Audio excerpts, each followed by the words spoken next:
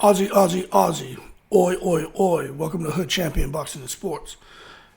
There's some serious stuff about to take place here in Australia, man, in case you guys didn't know. Tasmanian guys about to get busy. Anyway, the big name on the card is Jai Opetaia. Now, in case you didn't know, Jai Opetaia is returning on January 8th, where he gets ready to face David Naika. Now, I'm going to tell you right now, I just see this as a stay busy fight for Jai Opetaia. It does look like there are plans for Jai Opetaia and Zerto to fight by the summer, but we know Zerto has some mandatories. Looks like he may have to face one of them because he has two belts. Nonetheless, Turki Al-Sheikh is trying to sort that out. So if they can make the fight, I think it'll be outstanding to see unification with Zerto Ramirez and Jai Opetaia. However, in the interim, it looks like Jai Opetaia is going to face David Nika.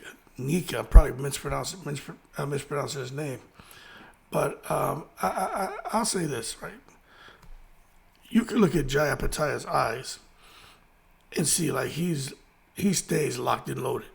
Like at any time, that dude will go off and just start throwing punches. Like even in interviews, he's all gas, no brakes, high intensity, on the edge. But one thing that I think is going to play into this fight and to motivate Jai Opetaia is this guy Naika keeps poking the bear. And when you poke a bear will bite you. And I think that's what's going to happen. I don't think this fight's going to last long at all. You're out here trying to get under Jai Opetaia's skin and hoping he'll get in the ring and react off of emotion and not stick to the plan. Well, you could get a guy who's made an adjustment to his plan, and plan A is to come in there, use that emotion to get you out of there within the first round, which I think Jai Opetaia can do it. There's no chink in Jai Opetaia's armor. You haven't seen it.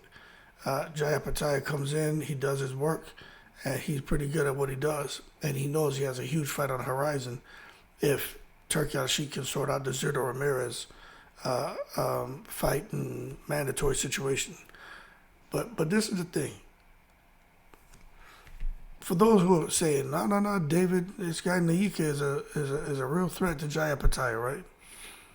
Look, Naika's a New Zealander. And he sees this as his big opportunity. But it doesn't matter what he sees and what he feels. Let's do a reality, okay? The amateur pedigree matters, because when you look at Jai Opetaia, who has, 20-something plus fights, and going up against a guy who has, 10 fights, 9 knockouts, no losses, I get it. A lot of these fighters who you're seeing today who have 10, 11, 12 fights, I understand the amateur pedigree. I understand what they bring to the table.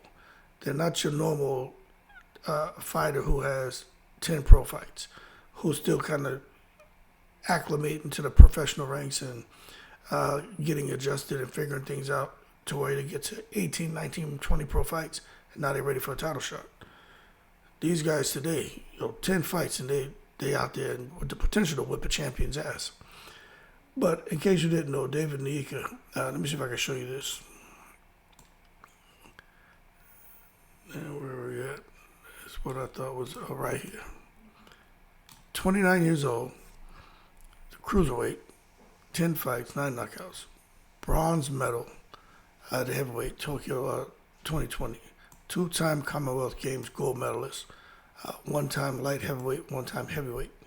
Okay, so when you look at that, that tells you a whole lot about this guy Naika, what he brings to the table. However, I just don't think he beats Jai Opetaia.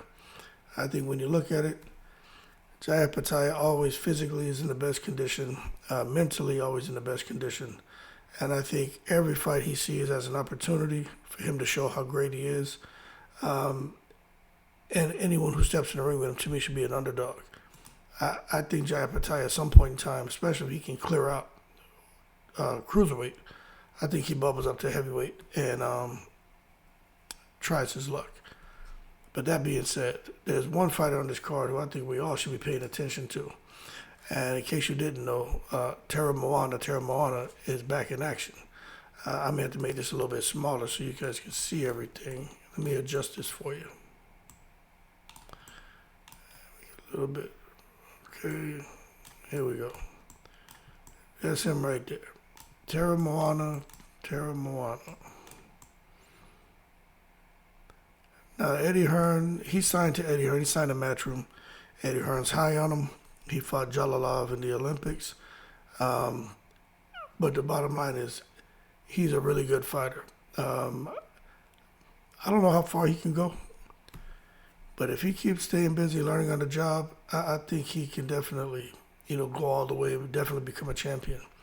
When you're 6'6", 6'7", 80-plus inch reach, you got that freakish power, you can do some damage. And I think Teremoana is going to do some damage when he gets in the ring. He faces this guy here, Osasu Otobo, who has 11 wins, 1 loss. So you can see that you look at the record of his last 5 fighters: 5-1, 0-1, 11-16, 2-0. You can see that they're starting to kind of push him now to guys with much better records. I personally think he clips him, and then Teremoana goes on to bigger and better. But about all these fighters, I'll be honest with you, there's some good fighters on here. But the 2 fights that I'm really looking forward to seeing, I want to see Jai Opetaia tranquilize this guy Nika, and I want to see how fast Teremoana can get Otobov up out the ring. Anyway, Aussie, oi. I know Nikita Tszyu has a fight coming up. Tim Tszyu's working on getting back in the ring. Kambosos has something like he has something in the pipeline that he's working on. Paro just got defeated. I don't think he's coming back, but what's going on with boxing with Turki Al-Sheikh, Dazn, I mean, there's a lot of fighters out here starting to get some action and get active and get some money in their pocket. And right now, there's a lot of attention on Australia. And I'm glad to see that there's a great fight card like this taking place. A little surprised to see Jai Opetaia back, but he's staying active. I think this is just something to keep the juices flowing as he waits to see if he's going to get the big fight against, what's his name, Zurdo Ramirez. Let me show y'all something here on Zurdo Ramirez. For those who don't know, let me go up to it. Some people don't even, here it is. Right here. Some people don't even know this, but I'm going to share it with you now. Okay, so that's Jai Opetaia. Always looking crazy with them eyes, man. But you come down, you see this shit. Let me slide it over. I can't. Let me click this crap off of here. Get out of here. You see Zurdo Ramirez has the WBA and WBO straps. If Ramirez, he has to face a mandatory, I don't know if he's going to be facing Chislak or Dorticos. I don't know who he's going to face. I don't know how they're going to work it out because the secret society is always in full effect. But nonetheless, you could see Opetaia or Zurdo ending up with the WBO, IBF, and WBA straps if they fight, and that would be great. And then we just have to figure out what the hell is going on with Badou Jack. But I will say this, no matter what happens, if Jai and Zurdo fight, whichever one of them win to hold 3 of the 4 belts, I think they both can beat Badou Jack. Okay? So there you go. I think I'm going to do a video on Badou Jack right now. He holding up shit. He need to get out the way. Badou Jack ain't fought in a minute. That being said, y'all keep cool. A great card, man. Huni, I'm going to mispronounce the name, Pot Geeter fighting, McIntyre Saman, Mahoney Zhang, not Jali Zhang, Akuso, Letty, Teremoana, Otobo, Genson Brown. Is that Lucas Brown fighting? Anyway, Fletcher, Doi, Ingram Zhao, McAllister Towns, Tua, Shalali, Williams, Guthman, Chester. All taking place on Wednesday, January 8th. So, Great card down under, man. Y'all keep cool. Teremoana, that's what I'm looking. I want to see what he does, and of course Jai Patai. But Teremoana is a fight I'm paying attention to. Y'all keep cool. I'm in the breeze.